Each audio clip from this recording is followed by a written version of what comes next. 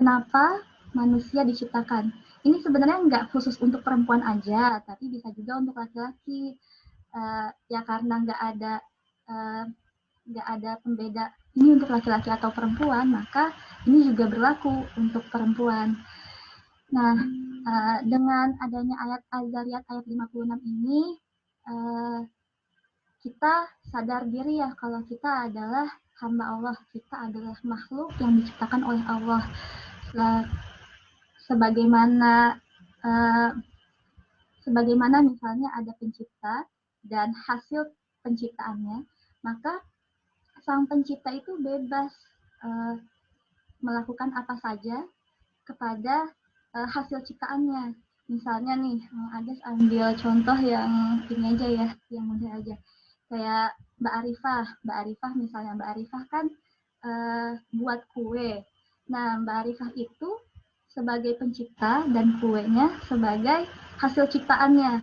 Mbak Arifah punya hak, ini ciptaan saya, mau saya buat jadi apa, mau saya tempatkan di toples yang seperti apa, mau saya kasih hias-hiasan seperti apa di atasnya.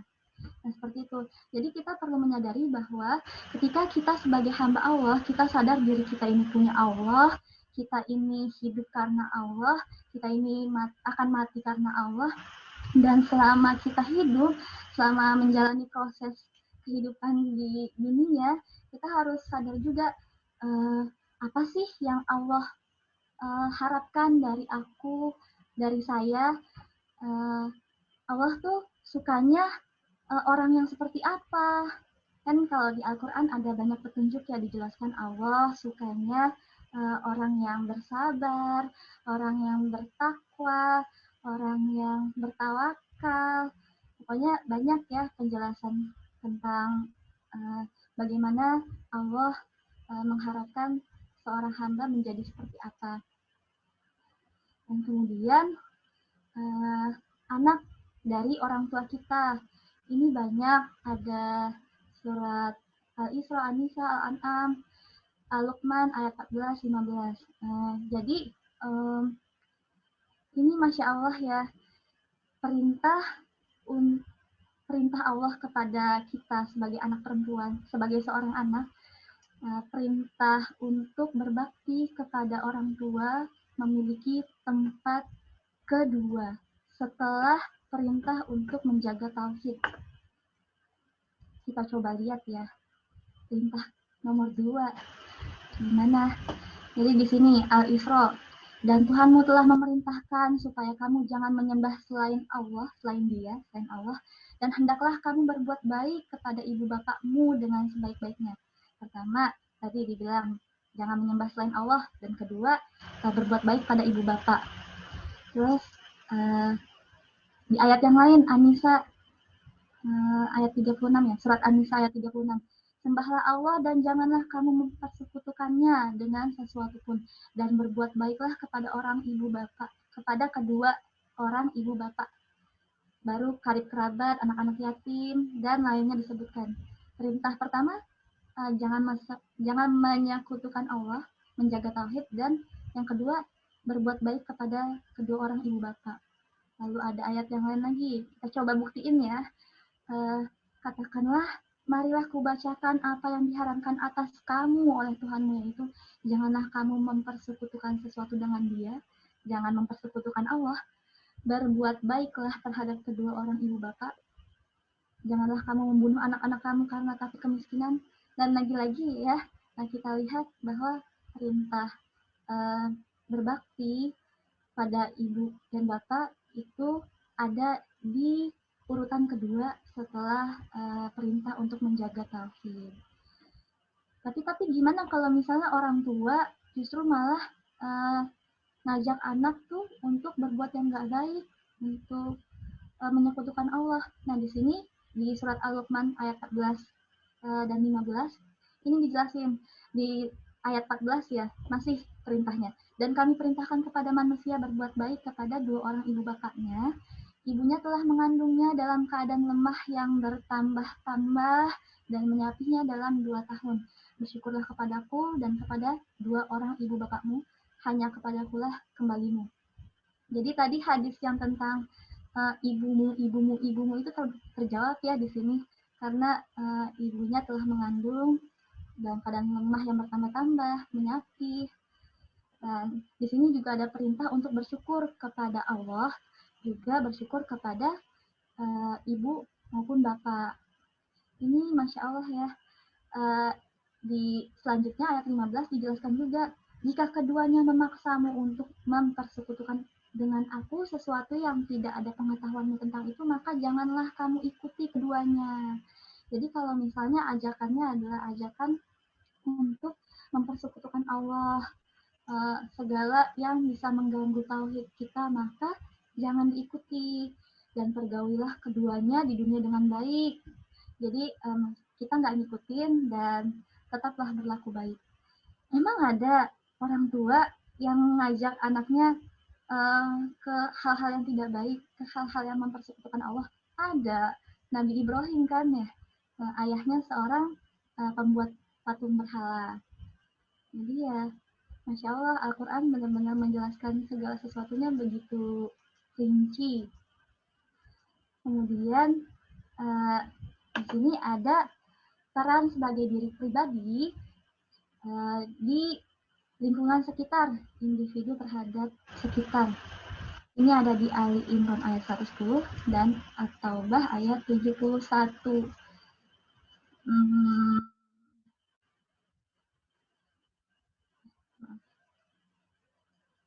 Ya, jadi kalau yang di Ali Imran ayat 110 disebutkan kamu adalah umat yang terbaik, dilahirkan untuk manusia, menyuruh kepada yang ma'ruf dan mencegah dari yang munkar, dan beriman kepada Allah. Selanjutnya juga kita lihat yang At-Taubah ayat 71. Dan orang-orang yang beriman, laki-laki dan perempuan, sebagian mereka adalah jadi penolong bagi sebagian yang lain. Mereka menyuruh mengerjakan yang ma'ruf, mencegah dari yang munkar, mendirikan sholat, menunaikan zakat, dan seterusnya ya. Jadi apa sih peran kita sebagai pribadi di lingkungan sekitar, baik itu di dalam rumah terhadap adik kakak kita, maupun juga di luar rumah, di lingkungan masyarakat. Jadi ya, kita punya peran untuk mengajak orang untuk berbuat baik dan mencegah orang untuk melakukan sesuatu yang buruk. Dalam artian di sini mungkin dakwah ya.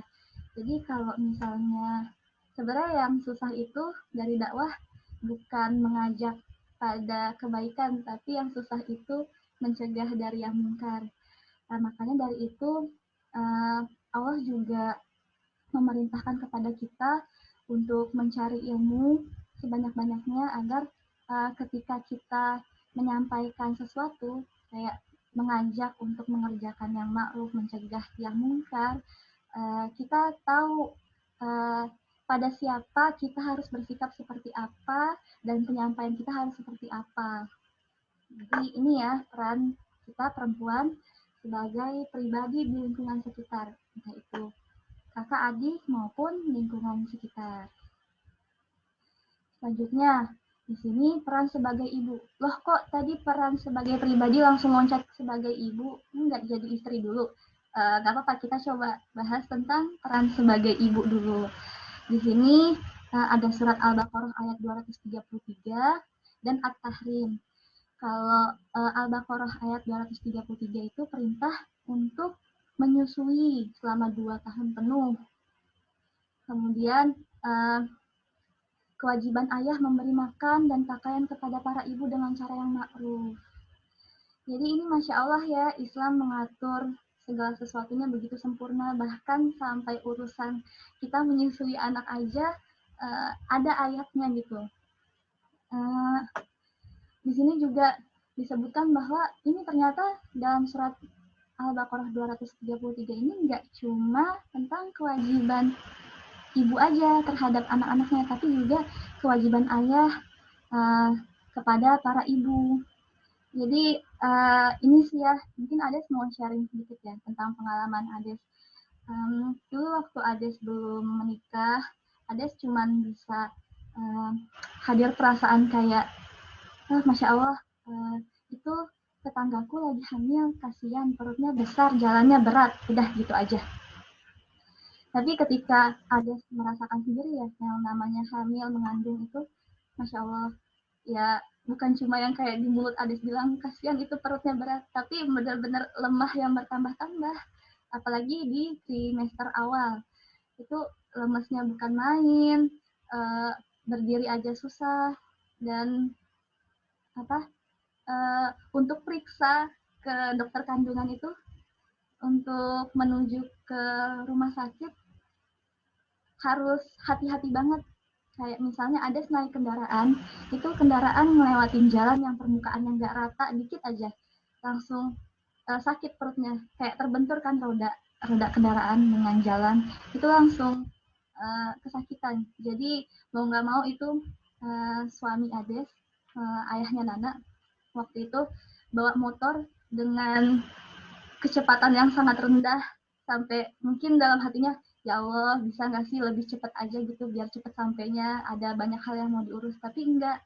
Jadi ya dari cerita ini Ades bisa ngebayangin dulu ya, gimana sih betapa orang tua kita itu sebenarnya udah begitu sayangnya, udah begitu berusaha melindungi kita anak-anaknya, padahal mereka belum tahu kita kita bakal jadi anak yang kayak apa.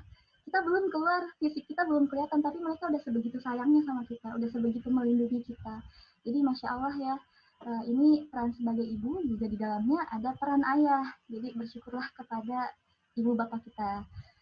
Kemudian tentang selanjutnya ada perintah dari Allah untuk menjaga diri dan keluarga dari api neraka. Ini surat At-Tahrim ya. Hai orang beriman, peliharalah dirimu dan keluargamu dari api neraka yang bahan bakarnya adalah manusia dan batu.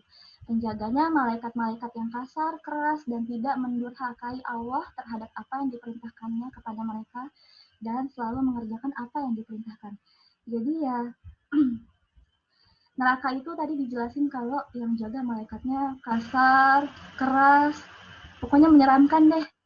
Tapi mereka juga meskipun dengan apa ya, penggambaran yang begitu kasar keras itu, mereka adalah makhluk yang sangat taat kepada Allah. Jadi apapun yang Allah perintahkan mereka akan ikuti itu. Termasuk salah satunya menyiksa apabila ada manusia-manusia yang durhaka. Jadi ya kita diminta nih benar-benar untuk melindungi dirimu dan keluargamu. Jangan sampai anggota keluarga kita termasuk dari bahan bakarnya neraka. Nah, juga menjalik ya kan, jangan sampai.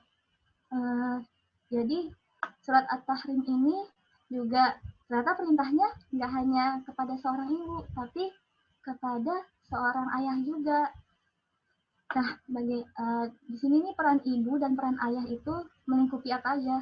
Melingkupi doa, pemberian pendidikan. Pemberian pendidikan itu macam-macam ya. Ada yang pendidikan secara menanamkan nilai-nilai akhlak hingga anak tumbuh besar sesuai dengan fitrahnya. Dan juga ada teladan, ya, teladan ya. Teladan itu penting. Jadi nggak cuma memerintahkan anak kamu begini, kamu begitu, tapi orang tua juga perlu untuk menunjukkan teladan. Kamu sholat dong, tapi ibunya nggak sholat. Jadi kan anaknya, ya gimana, bunda nggak sholat, tapi bundanya sholat, bundanya bahagia, insya Allah anaknya ngeliat, masya Allah ibuku, bundaku taat pada Allah dan bahagia hidupnya. Jadi kita sebagai ibu nih, kita perlu perlu membuat anak terpesona, mungkin istilahnya itu ya, membuat anak terpesona kepada Allah. Jadi gimana caranya sih biar supaya anak tuh bisa terpesona kepada Allah, kepada penciptanya. Jadi kita sadar nih anak kita masih kecil, jadi kita ya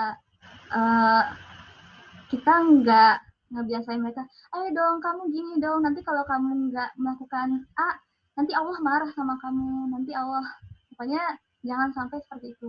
Kita harus menumbuhkan rasa cinta anak kepada Allah dan Rasul. Jadi kita banyak-banyak misalnya ngajak mereka jalan-jalan, ngeliat keindahan-keindahan alam. Lalu kita bilang ini adalah ciptaan Allah. Semua ini ciptaan Allah. Masya Allah ya, Allah bisa nyiptain yang kayak gini nih, indah banget. Terus kita bisa ngeliat ini dan kita senang, Masya Allah ya. Cara Allah menyenangkan hambanya. Terus juga kayak misalnya anak kita kasih makanan, kasih tahu lah ini adalah rezeki dari Allah. Jadi anak udah tumbuh tuh rasa cintanya, Masya Allah, Allah tuh baik banget ya sama aku. Jadi jangan ditakut-takuti dulu. Kemudian peran ibu ini, peran sebagai ibu, peran mendidik anak, ini juga gak hanya ibu aja, tapi ada peran ayah juga. Nah, gimana supaya ibu sama ayah ini bisa kerjasama dengan baik? Makanya kita langsung ke sini, ke peranan sebagai istri ya. Karena kan tadi ngomongin soal ayah juga, ayahnya dari anaknya si ibu, berarti suaminya si ibu. Si ibu ini statusnya sebagai istri. Di sini peran sebagai istri. Sebelum membahas tentang peran sebagai istri, ini sebenarnya Ades dapat dari materi kelas kemuslimahan yang Ades ikuti ya. Ades bukan orang yang ahli dalam bahasa Arab, sungguh enggak sama sekali, cuman karena merasa apa yang disampaikan guru Ades itu ternyata bagus, punya makna yang mendalam, kayaknya Ades pengen deh bagiin ke orang-orang terdekat Ades, orang-orang yang Ades percaya insya Allah hatinya selalu dituntun Allah gitu. Ini ada surat Ar-Rum ayat 21. Biasanya kalau undangan nikahan ada surat ini terpampang gitu ya. Di surat Ar-Rum ayat 21 ini, wa min ayatihi an khalaqalakum min anfusikum azwajan litaskunu. Di sini ada kata litaskunu. Litaskunu ini kalau diperhatiin ada huruf sin, kaf, dan nun.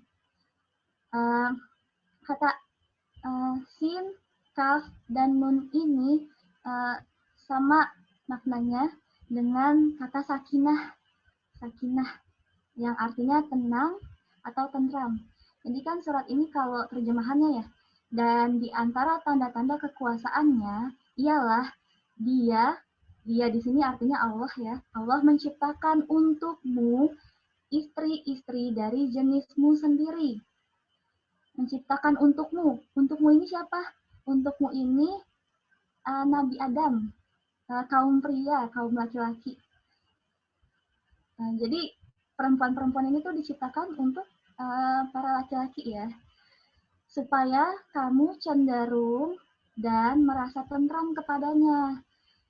Kalau menurut guru Ades ya, beliau menjelaskan supaya kamu cenderung dan merasa tentram kepadanya ini artinya cenderung untuk memberikan rasa tentram, memberikan ketenangan kepada siapa?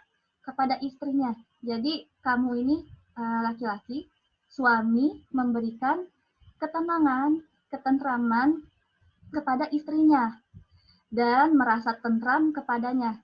Dan karena suami memberikan ketenangan kepada istrinya, maka istrinya juga jadi tenang, jadi senang, bahagia, dan bisa memancarkan aura-aura kebahagiaan, aura-aura positif ke suaminya dan juga ke seluruh isi anggota di rumah.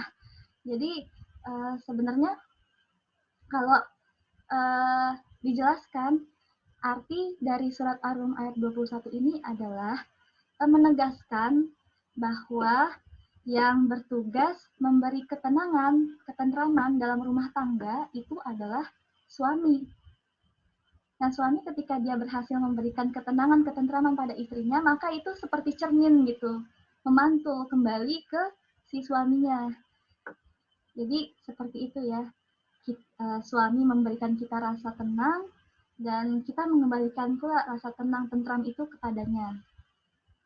Kepada suami. Itu sih dari penjelasan Guru Ades ya. Dan kemudian peranan sebagai istri ini dibahas dalam surat Al-Ahzab dari ayat 32 sampai 35, kemudian Al-Ahzab ayat 59. Untuk yang 32, hai istri-istri Nabi, kamu sekalian tidaklah seperti wanita yang lain jika kamu bertakwa. Maka janganlah kamu tunduk dalam berbicara sehingga berkeinginanlah orang yang ada penyakit dalam hatinya dan ucapkanlah perkataan yang baik. Di surat Al-Ahzab ayat 32 ini yang dipanggil tuh istri-istri Nabi ya. Tapi kita bolehlah sedikit ngerasa kalau kita juga dipanggil gitu. Jadi ini perintahnya tuh supaya kita nggak seperti wanita yang lain, wanita-wanita di zaman jahiliyah dan yang suka tabaruj gitu ya. Dan janganlah kamu tunduk dalam berbicara, kayak di lembut-lembutin, bikin mendesah-mendesah gimana yang itu bisa membuat laki-laki muncul hawa nafsunya.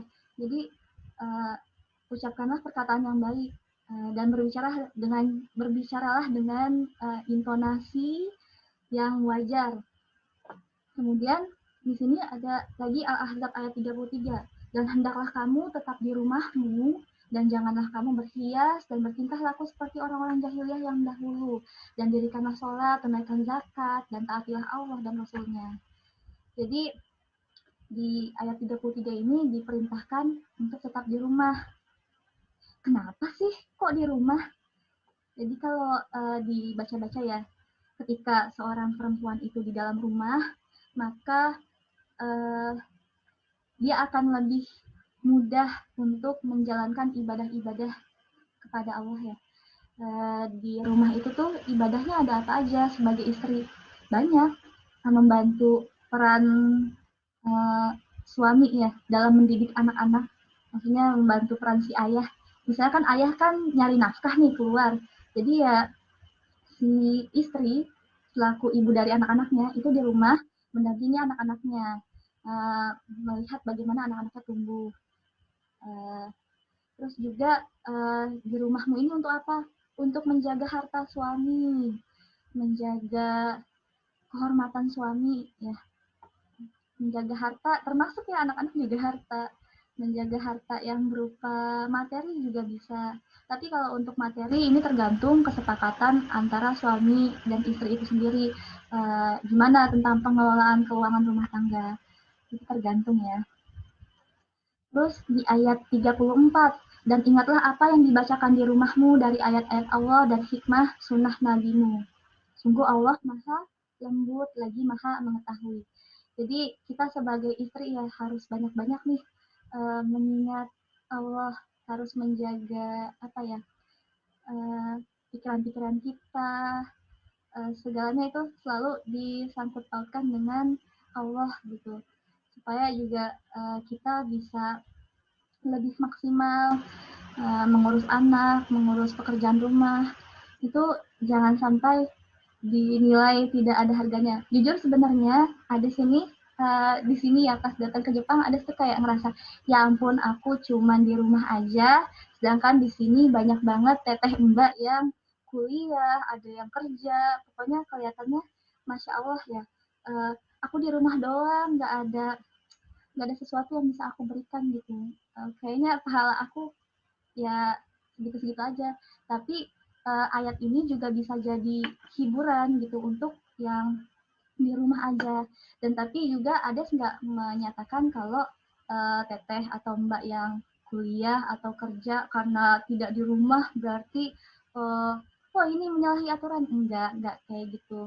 Karena kan teteh sama mbak juga di luar dengan perannya sebagai pribadi yang membawa kebermanfaatan untuk lingkungan sekitar kan. Jadi ya itu ada porsinya masing-masing. Kemudian Al-Ahzab ayat 35 ini tentang apa ya?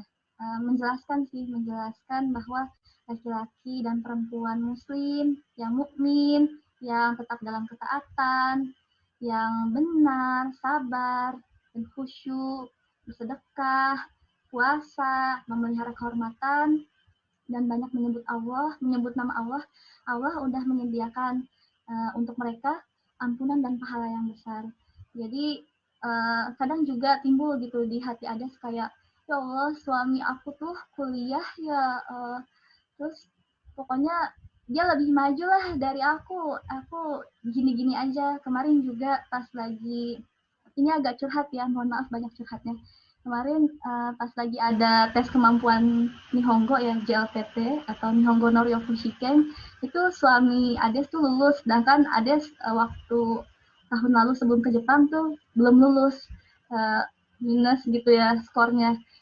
Itu tuh kayak ngerasa rendah gitu, gimana sih suami aku bisa kok aku enggak. Dan ternyata lagi-lagi Allah tuh menghibur perempuan dengan ayat ini. Jadi ya sebenarnya laki-laki sama perempuan itu selama mereka dalam konteks sesuai ayat ini ya, insya Allah Allah tuh punya ampunan dan pahala yang besar. Lalu untuk Al-Ahzab ayat 59, hai Nabi, katakanlah kepada istri-istrimu, anak-anak perempuanmu, dan istri-istri orang mukmin, hendaklah mereka mengulurkan jilbabnya ke seluruh tubuh mereka. Yang demikian itu supaya mereka lebih mudah untuk dikenal, karena itu mereka tidak diganggu, dan Allah Maha Pengampun lagi Maha Penyayang. Bismillah ya, ini tentang perintah untuk menutup aurat. Kenapa sih perempuan tuh perlu menutup aurat? Ya ternyata di sini dijelasin supaya mudah dikenal dan tidak mudah diganggu. Dulu waktu di Indonesia juga gitu, nggak cuma di Jepang aja. Asalkan orang melihat perempuan ber apa ya berhijab, itu orang dari luar udah tahu, oh dia muslimah, agamanya Islam gitu. Nggak tahu nama, nggak kenal, nggak tahu suaranya kayak apa, tapi dia udah orang udah cukup melihat tampilannya aja udah tahu, oh itu orang Islam gitu. Jadi apa ya? Dan supaya mereka tidak diganggu. Ini jujur juga pengalaman Ades sih ya. Sebelum Ades pakai kerudung, pakai himar, uh, itu pergaulan yang dengan lawan jenis tuh kayak gimana ya, maksudnya uh, mereka nya santai aja gitu. Misalnya nggak sengaja pas lagi ngasih buku terus kena kena sikut gitu, terus ya udah mereka tuh biasa aja. Tapi ketika Ades udah pakai kerudung, pakai himar, mereka tuh bahkan ngasihnya aja pelan-pelan banget. Des, maaf, ini jadi sopan banget gitu. Jadi ya, oh ini sebenarnya merupakan cara Allah gitu ya. Perintah menutup aurat itu adalah cara Allah untuk menjaga kita perempuan. Dan sesungguhnya ini Ades ketika bicara kayak gini bukan berarti Ades mengatakan mereka yang nggak menutup aurat secara sempurna itu nggak baik, nggak juga. Bahkan ya ini merupakan ajakan, dan kita sebagai orang-orang yang mungkin di sekitar kita ada orang-orang yang kita sayangi belum sampai sempurna menutupnya, nggak apa-apa, kita tetap rangkul dan kita doakan. Jujur Ades ini adalah orang yang mendapatkan banyak doa dari orang-orang yang sayang sama Ades. Kalau bukan karena doa-doa mereka, mungkin Allah belum sampai menggetarkan hati Ades untuk pakai himar, pakai kerudung. Jadi kita terus rangkul orang-orang tersayang kita, didoain, semoga dipermudah jalannya untuk mengenakan untuk menutup aurat secara sempurna. Karena biasanya godaan sebelum menutup aurat itu juga besar ya. Ade sendiri juga sadar banget waktu mau pakai jilbab, mau pakai himar, mau pakai kerudung, itu mikir-mikir gitu. Nanti aku bakal diterima teman-teman aku nggak ya? Nanti aku bakal diketawain nggak ya? Soalnya banyak banget ketika Ades baru pakai kerudung itu langsung assalamualaikum Bu Haji.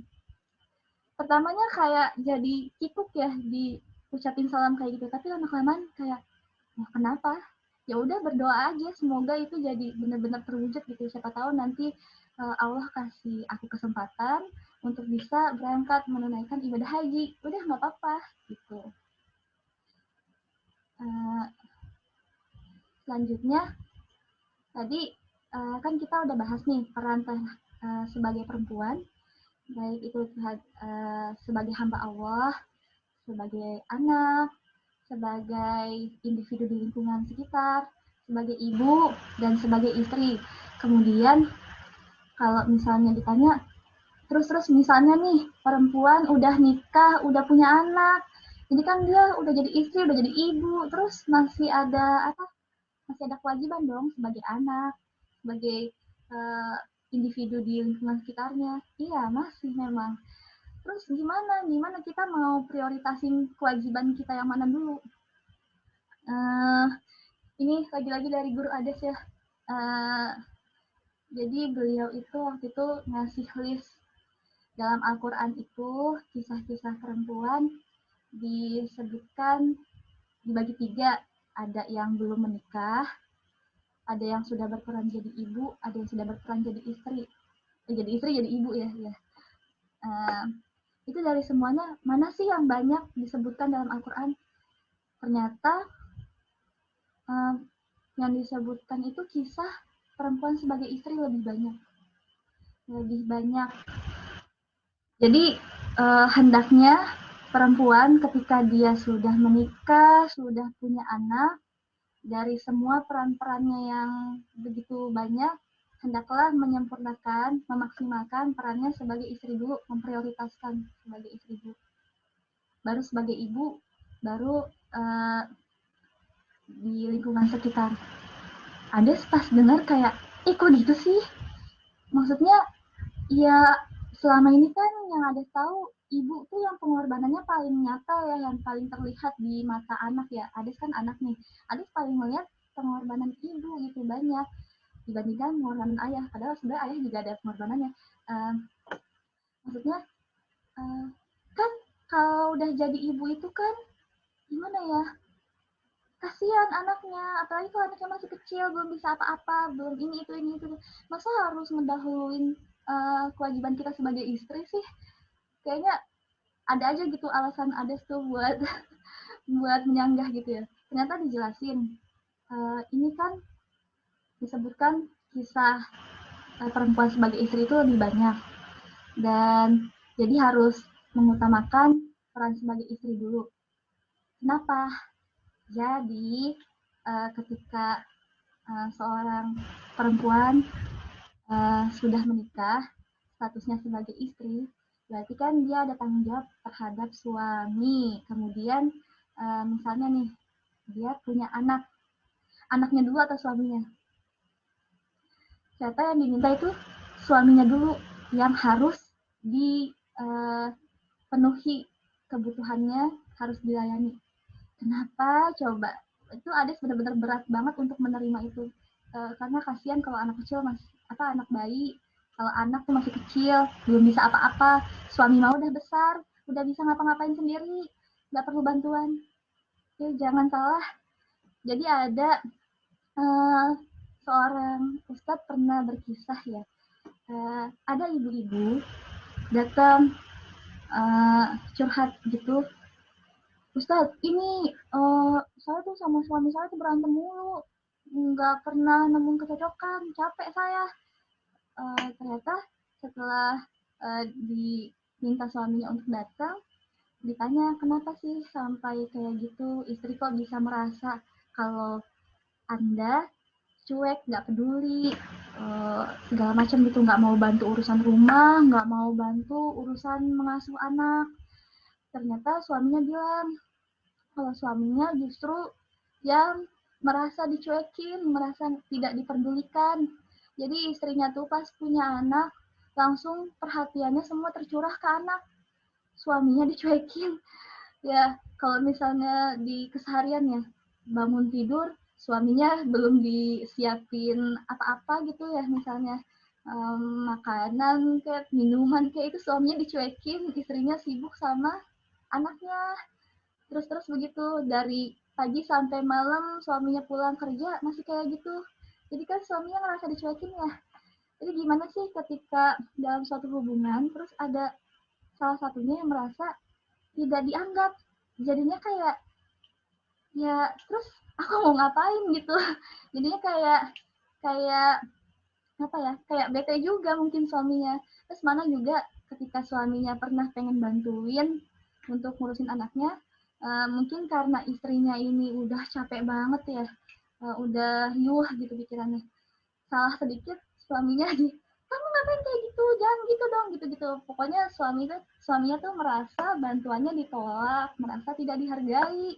Jadinya, oh ya udah saya diemin aja. Kalau yang ini tuh juga sebenarnya Ades pun juga pernah ngalamin kayak gitu ya, kayak ih jangan gitu, udah aku aja. Jadi Ades tuh menolak menolak bantuan suami. Jadinya kan suami bingung ya. Nah ternyata dijelasin kalau harusnya istri itu memaksimalkan peran terhadap suaminya dulu.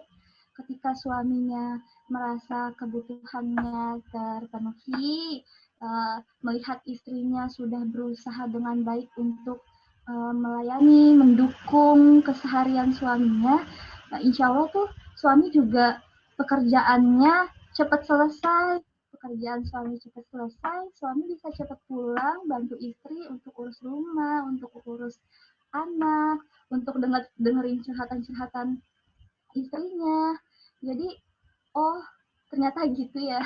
Jadi setelah dijelaskan ya, Ustadz itu bilang gini-gini, ibu yang baik kepada anak itu belum tentu adalah istri yang baik kepada suaminya. Tapi ketika istri dia baik kepada suaminya, dia sudah berusaha memaksimalkan perannya dengan sebegitu baiknya kepada suami, insya Allah dia mampu jadi ibu yang baik untuk anak-anaknya. Karena pekerjaannya juga pasti pembagian tugas antara suami istri dalam mengasuh anak juga akan lebih enak gitu, komunikasinya juga lancar insya Allah.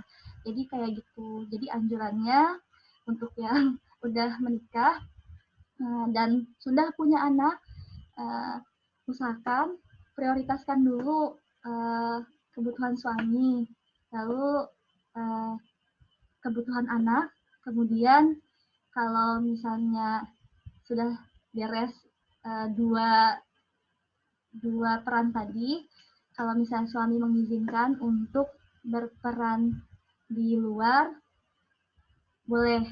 Jadi urutannya mungkin kalau ada piramida yang paling bawah tuh istri, terus yang di tengahnya itu peran ibu, dan yang di atasnya peran yang sebagai individu. Ini ada cara memaksimalkan peran. Nah, yang pertama kita perlu mensyukuri nikmat ya.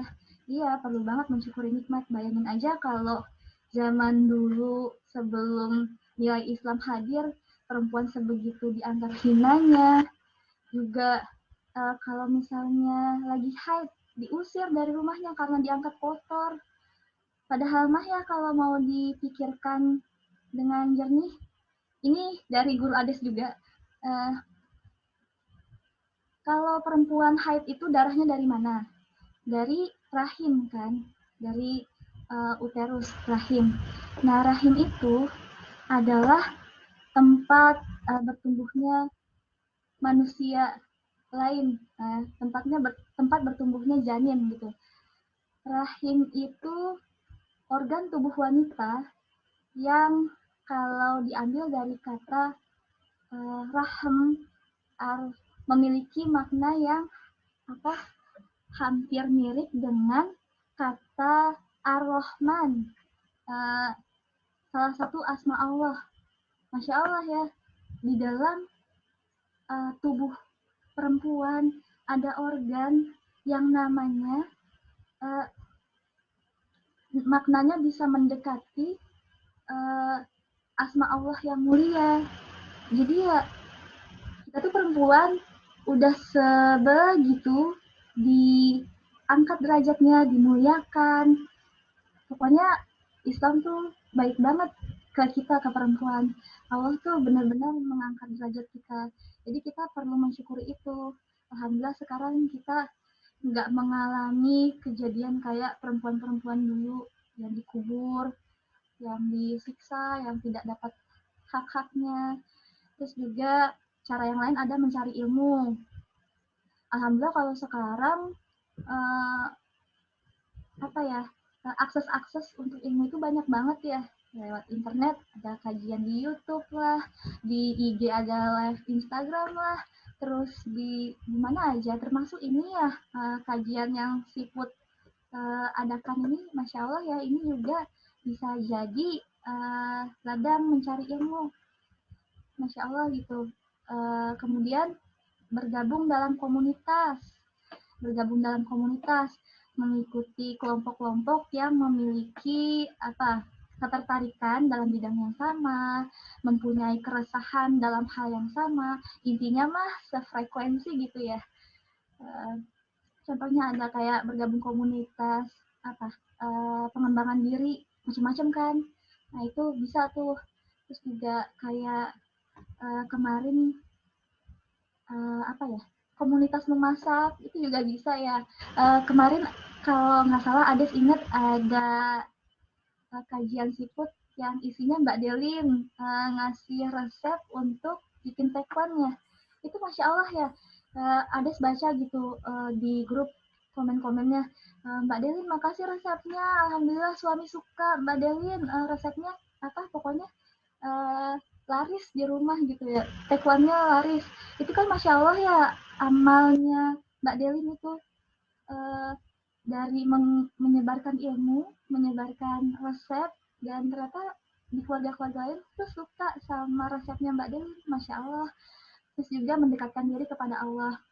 Sebagaimana tadi ya, hendaknya kita selalu menghubungkan hati dan pikiran kita kepada Allah. Apa-apa yang kita lakukan, apa-apa yang kita dapatkan dari Allah, apa-apa yang kita lakukan untuk mencari keriduan Allah. Mohon maaf, karena waktunya sudah habis, mungkin bisa langsung ke summary-nya. Mohon maaf ya Mbak. Oh iya, makasih ya Mbak Kiki. Jadi intinya sebagai perempuan, dimanapun kita berada, semoga bisa selalu berada dalam jalur yang Allah inginkan terhadap diri kita, dan kita juga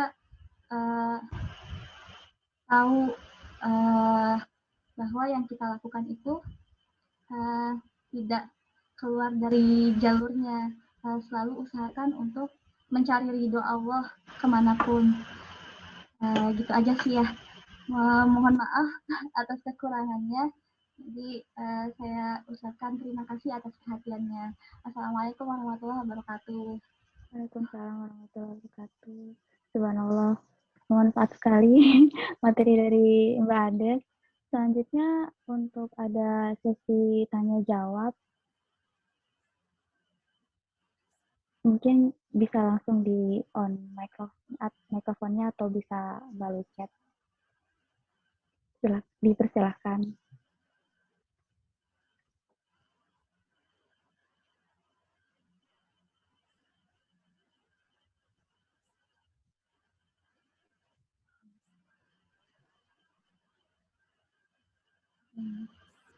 Atau mungkin Mbak Kiki bisa juga kalau ada yang mau sharing-sharing boleh, soalnya ada juga masih belajar. Ada pertanyaan nih Mbak dari Mbak Neng Tanti. Mbak Ades biasanya me time ngapain aja? Biasanya ngapain? Oh iya benar, Masya Allah Mbak. Apa ini dari Teh Tanti ya? Ya Teh Tanti, alhamdulillah ya. Jadi biasanya ada kalau me time itu kan me time berarti si Nananya lagi tidur ya, baru bisa me time. Bangun dia. Me time-nya ngapain? Minum teh, makan cemilan-cemilan, terus juga bisa baca buku, atau misalnya kalau zaman sekarang ibu-ibu zaman now ya, itu scrolling IG, ngeliat ada info apa nih, ada info kajian apa. Terus juga kalau yang tadi Ades bilang minum teh sama makan cemilan itu penting banget sih buat Ades, selalu malah, soalnya ini buat ngumpulin tenaga, pikiran, ruh ya, buat aktivitas. Jadi pagi-pagi tuh kalau misalnya habis sholat subuh, sebelum sholat subuh nyalain air dulu buat dipanasin. Nanti pas udah sholat subuh, ngaji-ngaji sebentar, langsung ini siap-siap bikin teh, makan-makan cemilan. Jadi hatinya seneng, baru ngurus suami sama anak. Jadi nggak riwah duluan kalau pagi-pagi. Gitu sih Teh. Kalau Teh Tanti biasanya ngapain me time-nya? Tanya balik lagi. Siapa Oke, tahu sambil kan menunggu. bisa menambah Iya, ini kan ya, menambah inspirasi kan ya. Oh boleh juga nih dicoba cara me time yang kayak gitu, siapa tahu cocok.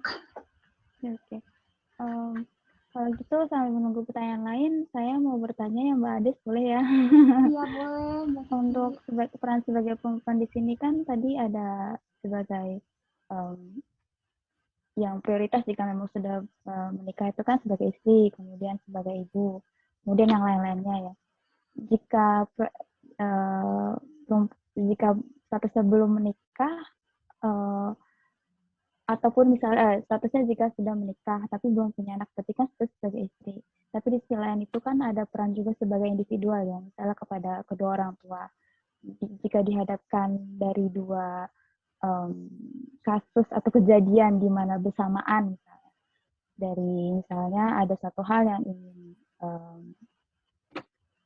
ikut rumbukan dengan keluarga, tapi sisi lain dari suaminya misalnya lebih baik untuk tidak ikut urusan tersebut, tapi sisi lain kan ada sebagai anak ya, itu berarti apakah mengikuti perkataan suami atau baiknya bagaimana ya kalau menurut Mbak Ade? Iya, Susah ya, makasih Mbak. Mbak Kiki. Jadi tadi kalau misalnya kita udah nikah tapi belum punya anak, jadi kan kita statusnya sebagai istri. Iya. Terus di sisi lain ada ini ya apa peran juga sebagai individu. Kalau ada sendiri sih ngelihatnya ya individu tadi terhadap keluarga terhadap orang tua ya, orang tua. Jadi kalau ada sih ngelihatnya memang itu ya di apa ya dibiasakan dipupuk dibiasakan untuk selalu mendahulukan suami di kehidupan sehari-hari.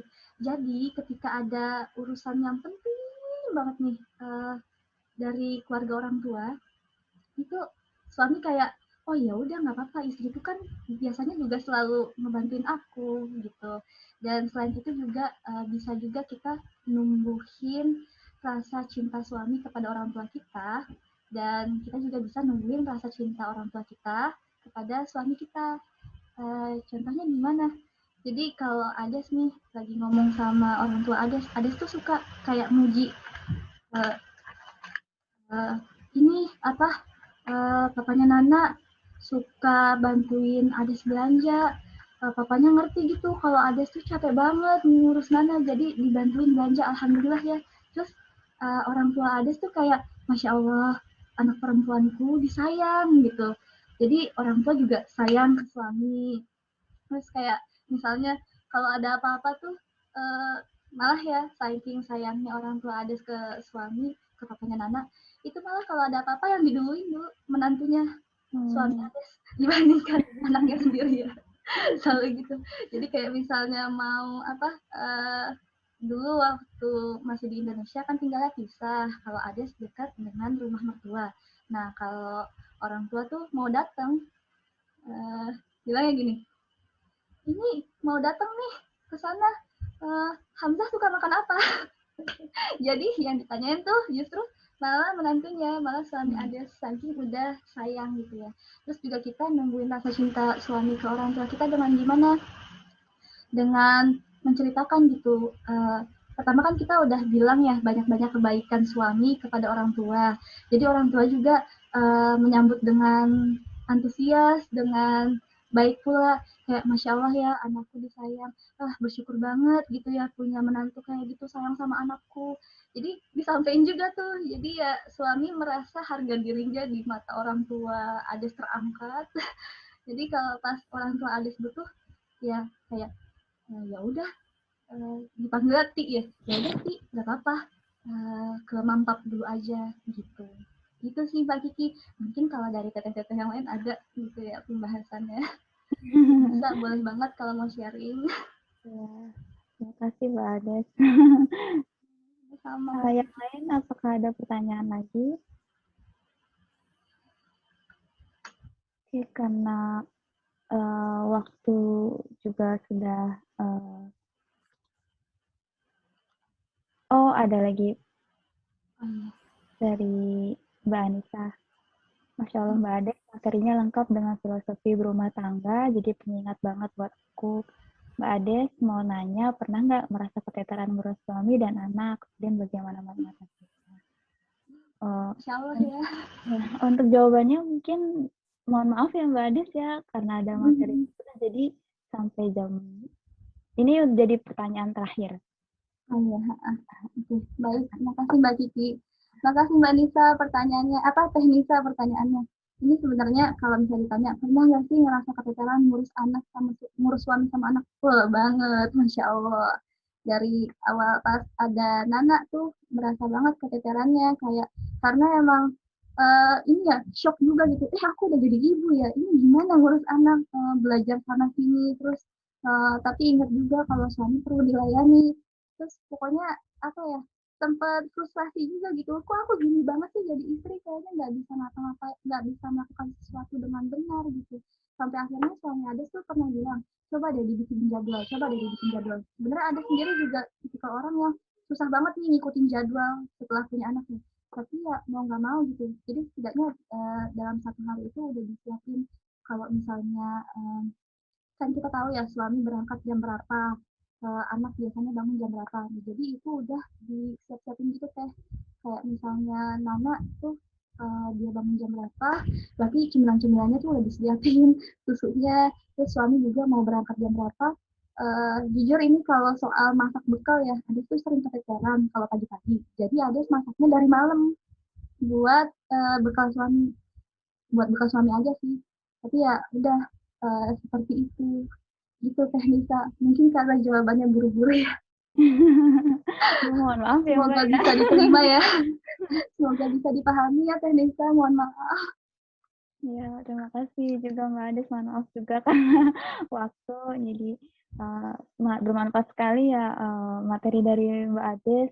Semoga apa yang saya dipelajari itu bisa dipraktikkan dan juga bisa mengingatkan. Terutama saya juga pribadi sebagai perempuan ya, untuk sebagai individu maupun yang lainnya gitu. Terima kasih kembali atas materinya Mbak Ades. Terima kasih kembali Mbak Kiki. Makasih banyak. Terima kasih banyak Mbak Ades. Assalamualaikum warahmatullahi wabarakatuh. Waalaikumsalam warahmatullahi wabarakatuh. Mohon maaf lahir batin. Mbak. Untuk selanjutnya langsung masuk ke materi berikutnya yaitu peran dan manfaat mikroalga bagi manusia diisi oleh Mbak Desitra. Untuk Mbak Desitra, apakah sudah siap? Oh ya. Nah, salam kenal Mbak. Assalamualaikum warahmatullahi wabarakatuh. Sebelumnya suara saya jelas nggak ya Mbak?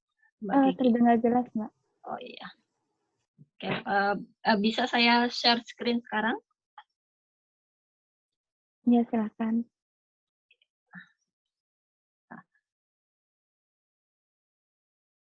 Bisa terlihat jelas screen saya Mbak? Terlihat Mbak. Saya mulai ya. Oke. Nah, sekali lagi Assalamualaikum warahmatullahi wabarakatuh kepada sister-sister semua, kakak, Mbak, adik, mungkin karena sebagian besar banyak yang lebih muda dari saya, jadi adik-adik saya. Kali ini saya akan memaparkan, sebelumnya saat diminta untuk memberikan materi, karena kebetulan bidang penelitian saya ketika menjalani S3 di Universitas Kuba ini adalah mikroalga, tapi khususnya untuk bahan bakar. Jadi saya akan lebih membuat jadi umum menjadi mikroalga untuk sebagai dalam kehidupan sehari-hari. Jadi di sini saya hanya memberikan gambaran yang mungkin akan memberikan suatu pencerahan, terutama ada sebagian besar yang berkaitan dengan nutrisi. Nah, sebagai ibu-ibu atau calon ibu mungkin akan bermanfaat untuk melihat apa sih mikroalga yang bisa digunakan atau yang berperan dalam kehidupan sehari-hari. Jadi untuk sebelumnya kita akan mengenal mikroalga. Apa sih mikroalga? Jadi namanya mikro itu ukurannya jadi mikro ya. Mikro itu artinya ukurannya hanya bisa dilihat dalam mikroskop. Tapi sebetulnya ini adalah organisme akuatik yang mengandung klorofil dan melakukan fotosintesis seperti halnya dengan tumbuhan. Mikroalga ini berkembang biak sangat cepat dan bisa berada di dalam ekosistem manapun. Jadi dalam ekosistem yang ekstrim seperti di kutub atau di gurun panas, selama ada materi berupa air, maka di situ akan ada mikroalga. Dan mikroalga itu sangat beraneka ragam dari hanya bersel tunggal hingga bersel banyak. Di sini akan kita lihat sebetulnya kalau dilihat dalam mikroskop itu ya Masya Allah bagus ya, maksudnya dengan beragam seperti ini karena sesuai dengan Al-Quran surat Al-Imran ayat 191 bahwa tidak ada ciptaan Allah yang sia-sia. Jadi kenapa saya juga belajar mikroalga bahwa di sini akan banyak sekali suatu manfaat yang bisa kita ambil dari makhluk yang katanya kecil ini, yang mikro ini. Jadi ini kita bisa lihat bahwa sama seperti halnya tumbuhan, jadi mikroalga itu bisa berfotosintesis. Jadi dia akan mengkonversi air dan karbohidrat ditambah dengan nutrien akan menjadi material organik, jadi karbohidrat, protein, dan lipid. Tentu dalam kita bisa menduga bahwa dengan adanya karbohidrat, protein, dan lipid bahwa mikroalga ini bisa dikonsumsi. Ini yang perlu ditekankan bahwa mikroalga bukan termasuk tumbuhan, meski bentuknya hijau dan bisa melakukan fotosintesis. Jadi kalau dilihat dalam ilmu biologi, di sini kita bisa melihat bahwa kingdom atau kerajaan klasifikasi ya untuk hewan dan tumbuhan. Di sini yang hijau-hijau ini adalah di mana mikroalga itu berada. Jadi mereka tersebar dalam berbagai divisi kalau taksonomi ya untuk bidang biologi. Kenapa mikroalga itu menarik? Karena keanekaragaman genetiknya itu lebih tinggi daripada tanaman atau vertebrata. Vertebrata itu hewan bertulang belakang. Jadi hewan yang mempunyai tulang. Jadi di sini kita lihat bahwa genetik atau faktor yang berperan dalam hidup itu di mikroalga lebih tinggi daripada tumbuhan atau vertebrata. Nah, untuk perannya sendiri, kalau di ekologi dia berada dalam paling dasar dari rantai makanan. Jadi dia akan berfungsi sebagai produsen. Produsen itu adalah yang akan dikonsumsi oleh makhluk di atasnya. Jadi kalau yang ini pelajaran biologi SD ya, kita akan tahu rantai makanan. Di sini kita lihat bahwa di mikroalga ini merupakan produsen sebagai yang akan dikonsumsi oleh makhluk-makhluk di atasnya, dan terakhir adalah biasanya manusia. Nah, apa yang menarik dari mikroalga ini adalah untuk saat ini mikroalga itu menarik karena dia adalah living factory atau manufacturing platform. Jadi apapun yang kita ingin hasilkan itu bisa menggunakan mikroalga untuk menghasilkan berbagai macam zat atau senyawa yang biasanya hanya didapatkan yang diekstrak dari misalnya dari makhluk lainnya. Kenapa pakai mikroalga? Karena perkembangan dia berkembang biak sangat pesat dan tidak sulit untuk mengekstraksinya. Jadi saat ini peneliti lebih fokus pada mikroalga sebagai pabrik untuk menghasilkan sesuatu. Mungkin nanti akan saya jelaskan lebih selanjutnya. Nah, jadi dalam mikroalga ini kita punya banyak gen. Kalau di ilmu kita kenal genetika, Jadi di genom mikroalga ini, karena mikroalga itu hanya satu sel, jadi dia bisa dipahami dengan baik dan bisa diprogram. Dalam artian ketika kita ingin menghasilkan misalkan sesuatu seperti asam amino yang biasanya kita harus dari ekstrak dari sapi atau daging sapi atau dari ikan. Kita akan menggunakan mikroalga ini dengan menyisipkan gen. Jadi kalau secara umum, ibaratnya kita masukkan gen yang akan menghasilkan asam amino ke dalam tubuh mikroalga ini. Kemudian mikroalga dikembangkan, kemudian nanti akan diekstrak asam aminonya dari mikroalga ini. Jadi demikian lebih mudahnya untuk memahami bahwa kenapa mikroalga disebut living factory atau pabrik hidup untuk menghasilkan sesuatu. Nah, untuk budaya mikroalga sendiri, jadi prinsipnya seperti yang sudah saya utarakan bahwa untuk produk bernilai tinggi, jadi selain mikroalganya sendiri, kita bisa mengambil ini identified product ini, misalnya suatu senyawa atau suatu komponen yang akan kita perbanyak melalui mikroalga. Jadi kita setelah mengidentifikasi produk, kita masukkan atau susupkan gen sehingga mikroalga itu mampu menghasilkan produk yang kita inginkan. Kemudian kita kembangkan, kemudian dipanen, kemudian diekstrak, nanti kita akan mendapatkan produk yang kita inginkan.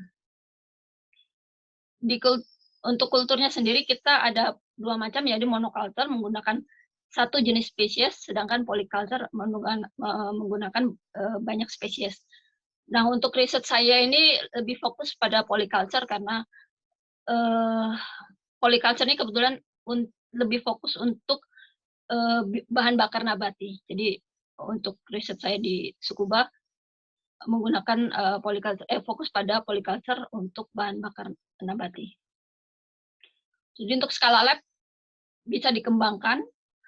Jadi kalau misalnya ada yang ingin mengembangkan, bisa nggak sih kita bikin mikroalga skala rumahan gitu?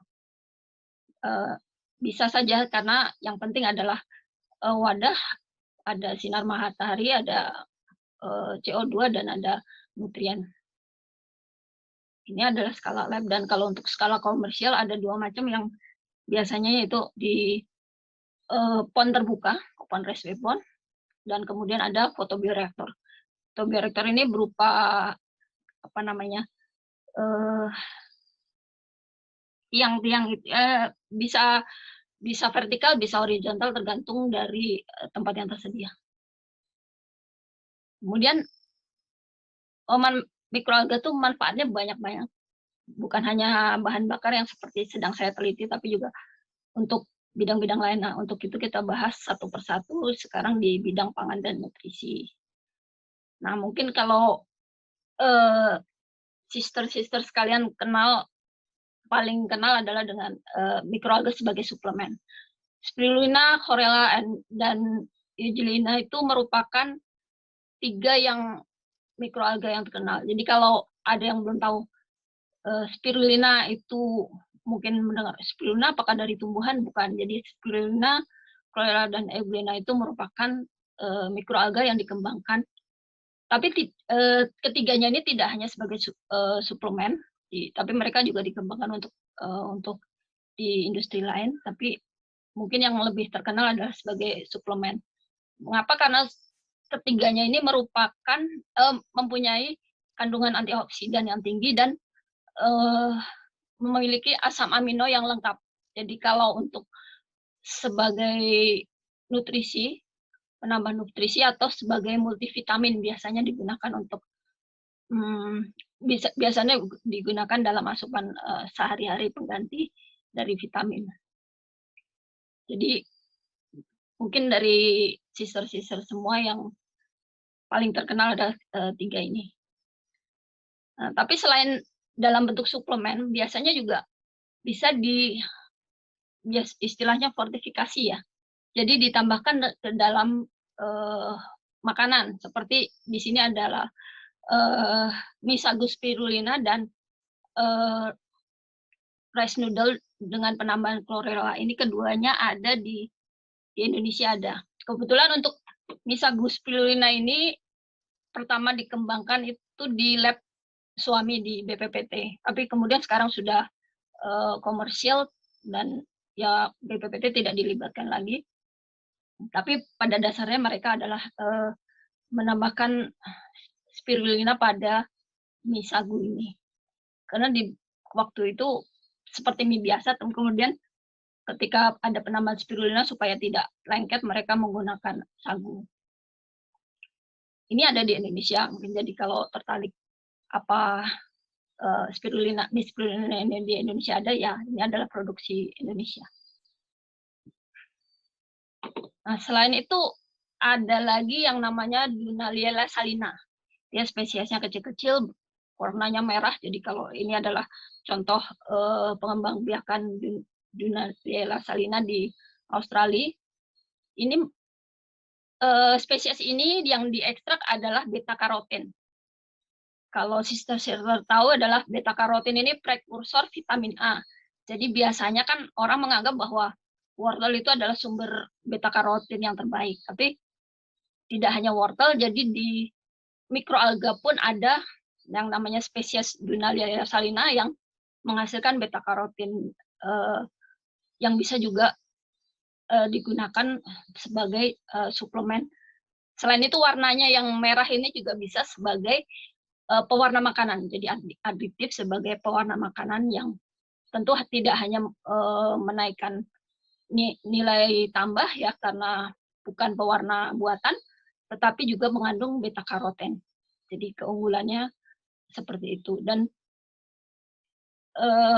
mikroalga ini kan merupakan fast growing species, jadi pertumbuhannya, produktivitinya itu akan lebih tinggi daripada tanaman. Kalau wortel bisa dipanen setelah berapa bulan, ini dalam waktu hitungan minggu kan bisa dipanen. Jadi secara ekonomis sebetulnya lebih tinggi. Hanya saja mungkin masalah untuk budidaya dan ekstraksinya itu yang kalau kita buat dalam skala rumah tangga itu mungkin tidak efisien ya. Tapi kalau untuk skala industri ini menguntungkan.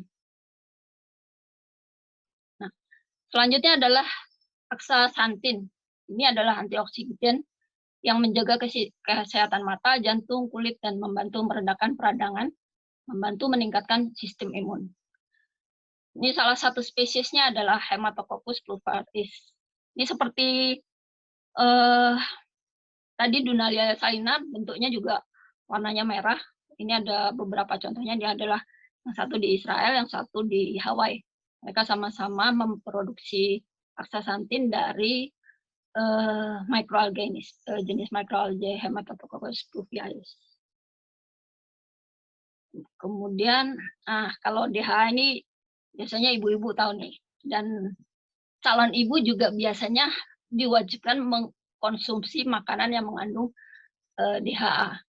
Ini yang penting untuk perkembangan organ tubuh anak sejak dalam kandungan, sehingga sangat direkomendasikan bagi ibu hamil. Nah, keunggulannya DHA dari alga ini, karena biasanya DHA ini diambil dari ikan atau daging ya, jadi untuk biasanya kan masa kehamilan itu agak sensitif terhadap bau, jadi agak bau amis sedikit, mual, dan lain sebagainya. Jadi dengan DHA dari alga ini, karena terbuat dari alga, jadi lebih tidak berbau dan berasa, jadi lebih plain ya, lebih netral. Jadi ini biasanya untuk ibu-ibu hamil yang mengalami mual atau mengalami kendala dalam konsumsi. Jangankan biasanya DHA, kadang kalau kehamilan kadang ada yang minum susu pun merasa malas, itu dengan adanya alga DHA ini membantu dalam tetap tercukupi kebutuhan DHA-nya meski menggunakan materi lain, jadi bukan dari hewan tapi dari alga. Nah, untuk bidang kosmetik apa saja manfaatnya? Jadi di Jepang, kalau mau sister mau lihat di ada namanya Euglena.jp di online itu mereka mengembangkan skincare. Jadi ini saya hanya mengambil 3 jenis produk tapi mereka banyak gitu. Jadi mengembangkan dari Euglena ini sebagai skincare. Jadi barangkali ada yang mau mencoba. Saya belum coba tapi saya tahu karena Euglena perusahaan Euglena ini yang di Jepang ini waktu itu sempat bekerja sama untuk pengembangan biofuel bahan bakar nabati. Jadi saya malah baru tahu bahwa mereka juga memproduksi skincare dari spesies Euglena ini. Nah kalau ini contoh sabun dari produksi Universitas Gadjah Mada. Kebetulan saya mengambil strata 1, sarjana saya di Fakultas Biologi UGM, dan kebetulan saat ini saya juga sedang bekerja sama dengan Universitas Gadjah Mada karena sama-sama mengembangkan polyculture untuk pengembangan bahan bakar nabati. Jadi saya ketika mengunjungi alga park, jadi mereka punya farm, alga farm, pertanian alga ya, Indonesianya. Pertanian alga itu mereka punya sabun yang diekstrak dari spirulina dan gabungan dengan VCO, virgin coconut oil. Cuma saya lupa kemarin harganya ini berapa ini satunya. Mungkin nanti akan saya tanyakan lagi. Tapi ini adalah satu produk dan mungkin ada produk yang sama dari perusahaan yang berbeda, tapi ini adalah hanya sebagai salah satu contoh. Yang kedua, kalau yang ini diproduksi oleh IPB Bogor, yaitu masker wajah dari spirulina. Jadi tadi spirulina tidak hanya sebagai suplemen, tapi juga sebagai sabun, sebagai masker. Jadi manfaatnya banyak bagi kehidupan manusia. Nah, untuk bidang farmasi, ini seperti yang telah saya utarakan tadi bahwa di bidang farmasi ini sebetulnya banyak sekali riset, cuma saya nanti tidak punya waktu untuk menjelaskan satu-satu bahwa kita bisa menghasilkan senyawa yang kita inginkan yang akan diproduksi lebih banyak. Jadi di sini ada beberapa contoh, yaitu imunotoksin, antigen malaria, antibodi antraks. Terus yang terpenting yang kebetulan saya ini dapat dari materi dari seorang profesor di Amerika, Profesor Stephen Mayfield. Dia mengembangkan kolostrum di mikroalga. Jadi yang seperti kita ketahui bahwa air susu ibu itu kan yang pertama ya, itu kan mengandung kolostrum. Tapi bagaimana dengan susu formula? Nah, karena susu formula itu tidak mengandung kolostrum, dan padahal kedua tipe kolostrum ini ya, MMA dan OPN atau osteokontin ini sangat diperlukan. Jadi beliau dan rekan-rekan lainnya di University of San Diego di California sana mengembangkan bagaimana memproduksinya melalui mikroalga. Jadi mereka menyusupkan gen dan mengekspresikan gen penghasil kedua ini, MMA dan OPN ini dalam mikroalga, sehingga susu formula yang ada itu bisa ditambahkan kedua ini dari yang ada dari hasilnya dari mikroalga tersebut, sehingga bisa memberikan manfaat yang hampir sama dengan air susu ibu. Jadi inilah yang mereka kembangkan, sehingga dari hasilnya mereka juga dapat memberikan kesimpulan bahwa lebih mendekati hasil seperti pada air susu ibu, kemudian membuat bayi itu lebih sedikit menderita pireksia atau demam ya, fever, daripada bayi yang hanya diberikan susu formula biasa. Dan kemudian juga terbukti menurunkan penyakit. Nah, kemudian kalau di bidang energi inilah adalah yang saya geluti adalah kenapa mikroalga itu bisa untuk bahan bakar nabati. Karena pada dasarnya minyak bumi itu adalah hasil endapan dari fosil mikroalga yang berjuta-juta tahun yang lalu terkena suhu dan tekanan tinggi sehingga menjadi cairan, dan itu yang tersembunyi di lapisan batuan di bumi, kemudian baru kita ambil, kemudian kita olah menjadi minyak bumi yang bahan bakar yang seperti kita kenal sekarang. Jadi kalau dibilang minyak bumi itu apa ya? Minyak bumi itu ya alga, mikroalga yang ada. Tapi kalau batu bara itu adalah fosil dari tumbuhan. Jadi bedanya itu. Kalau minyak bumi berasal dari mikroalga, tapi kalau batu bara adalah fosil dari tumbuhannya. Jadi kalau mikroalga karena sama halnya dengan minyak bumi, jadi bisa dihasilkan berbagai macam bahan bakar seperti aftur untuk bahan bakar pesawat, biodiesel atau solar kalau di Indonesia kita menyebutkan ya. Bioetanol itu adalah yang akan di blending atau dicampurkan pada bahan bakar bensin. Jadi kalau biodiesel itu dicampurkan untuk bahan bakar solar, kalau bioetanol itu akan dicampurkan pada bahan bakar bensin. Selain bioetanol ada juga biobutanol, tapi sama itu akan sebagai campuran bensin. Selain itu juga menghasilkan biogas, dan yang terkini adalah bisa dikonversi menjadi biohidrogen. Tentu saja konversinya akan ya menggunakan berbagai macam proses yang mungkin harus dipelajari secara khusus, tapi itu ini aja sebagai gambaran bahwa dari mikroalga bisa dihasilkan berbagai macam jenis bahan bakar.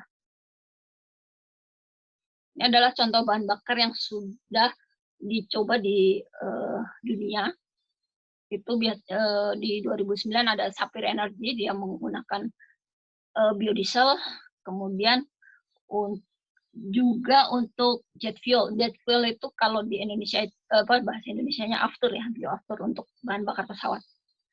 Kemudian juga ada Solazim, juga menghasilkan biodiesel yang digunakan di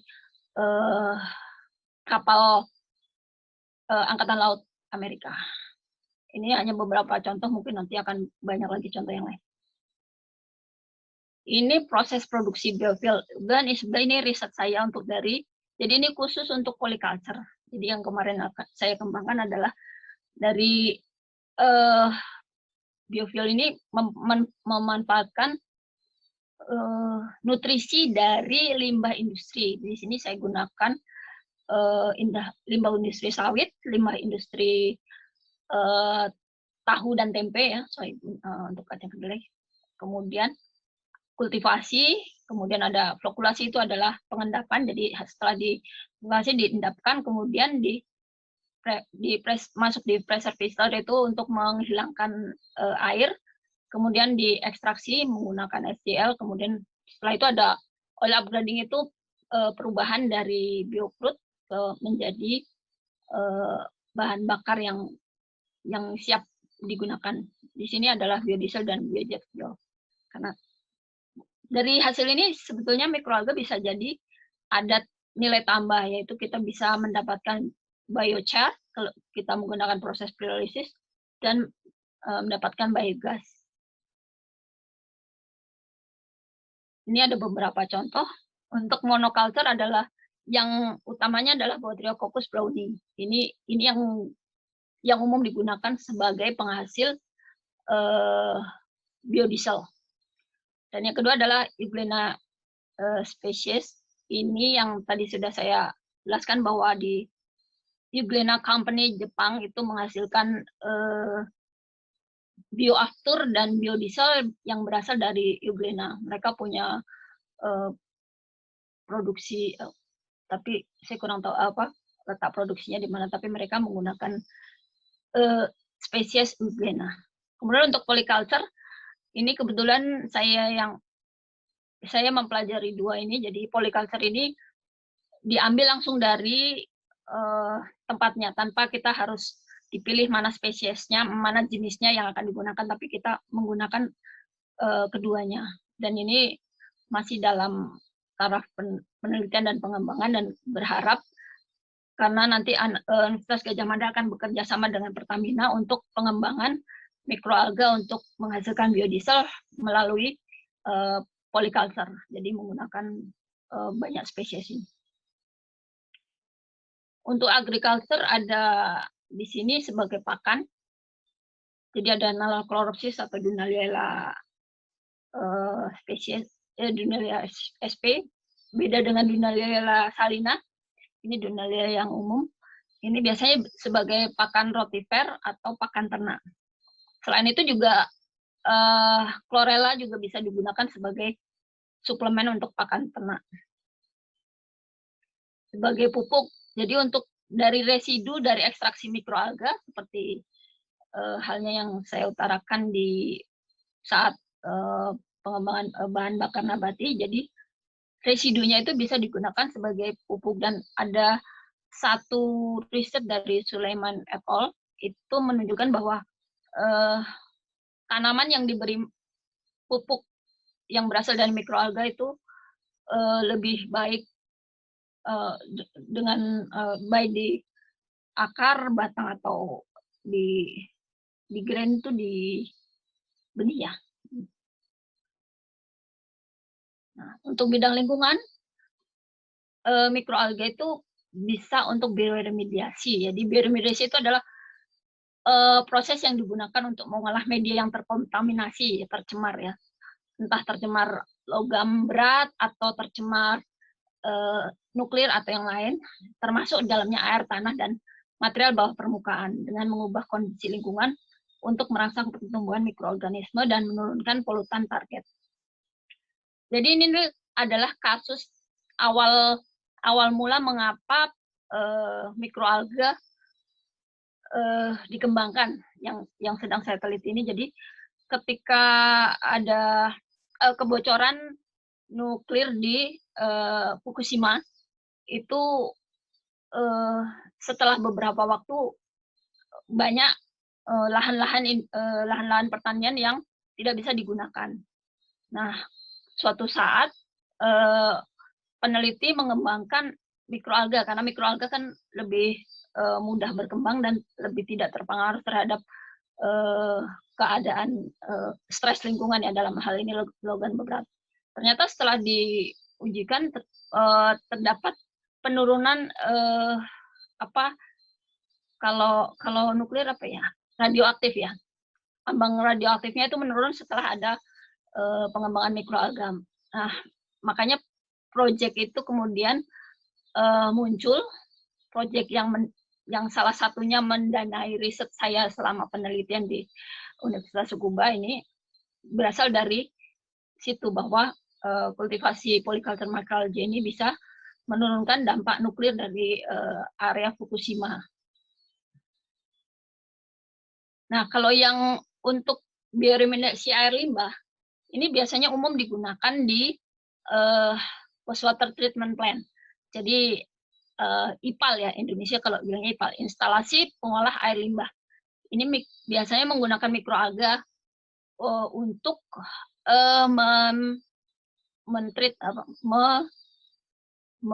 mengubah air yang tadinya tercemar menjadi tidak tercemar menggunakan mikroalga.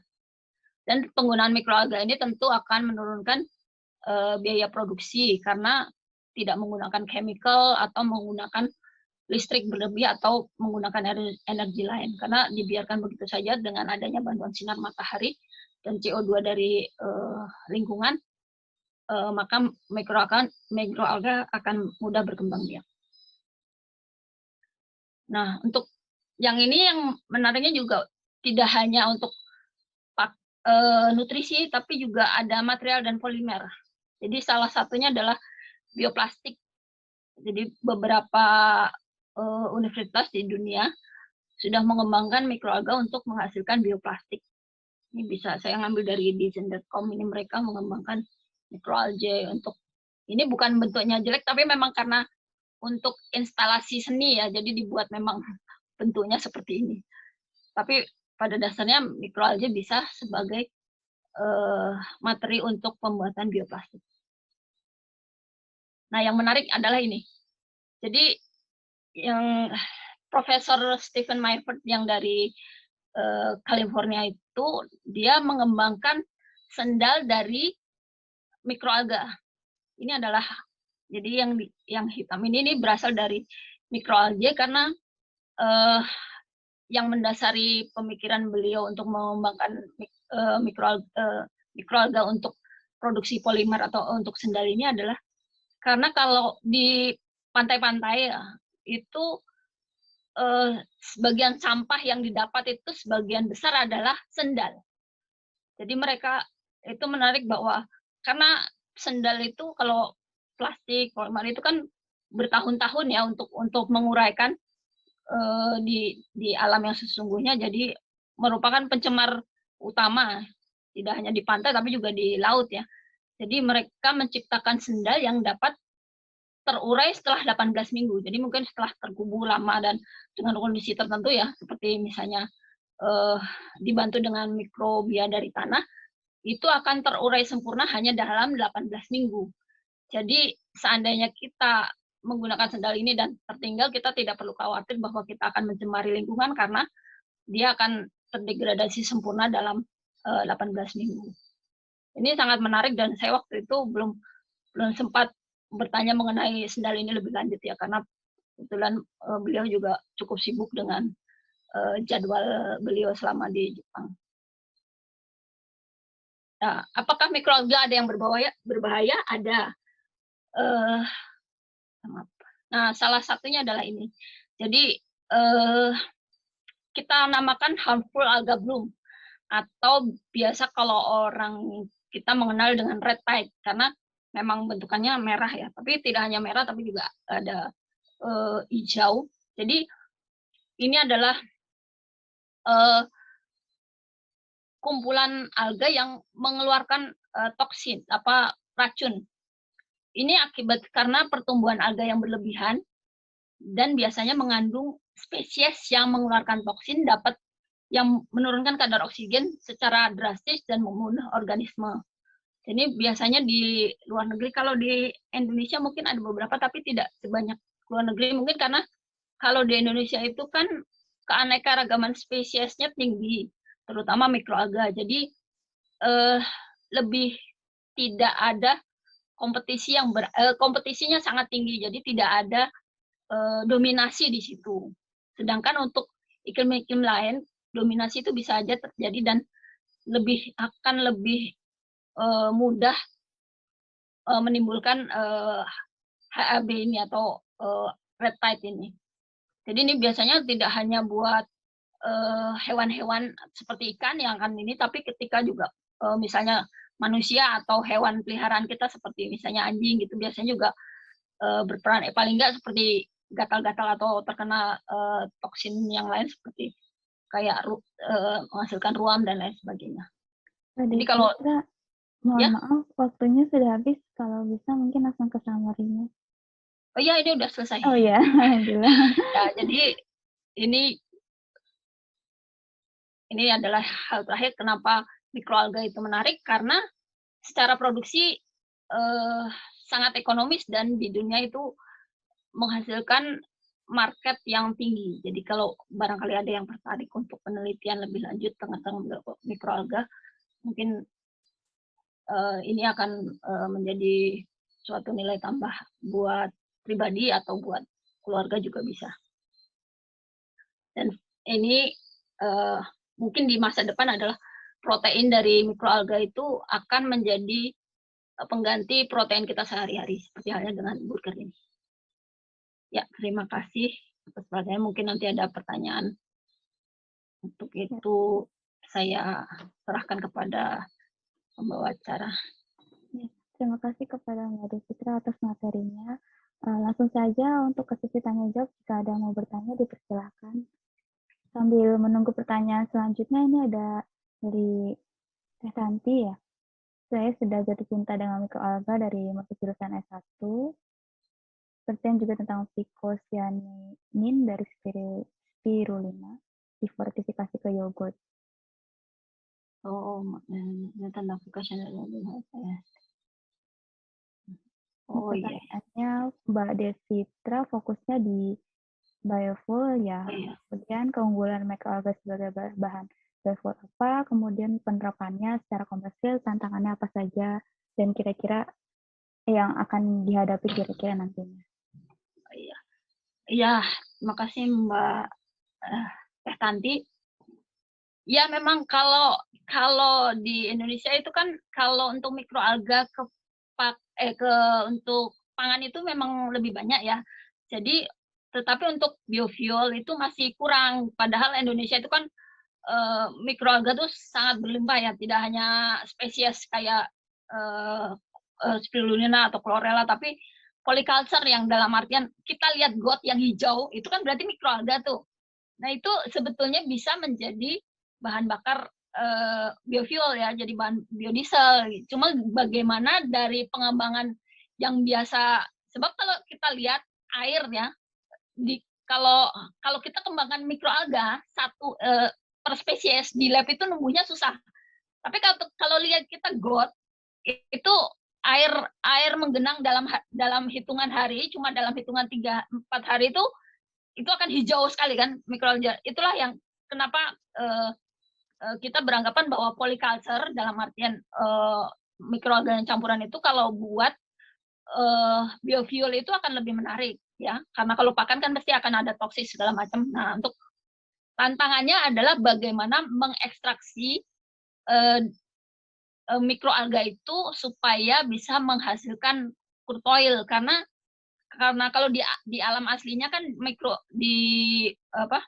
minyak bumi itu dia kan mendapatkan tekanan dan pressure di dalam bumi. Sedangkan kalau kita di luar kan berarti kita harus punya alat yang bisa menghasilkan pressure dan suhu yang tinggi. Nah, itu yang masih sebagai tantangan di Indonesia gitu. Dan saya sedang mempelajarinya di Jepang supaya teknologi yang Jepang ini bisa kita terapkan di Indonesia, dan itulah yang sedang ditunggu teman-teman di Indonesia, bahwa bagaimana kita mereka ini orang-orang Jepang terutama kayak Yuglena.co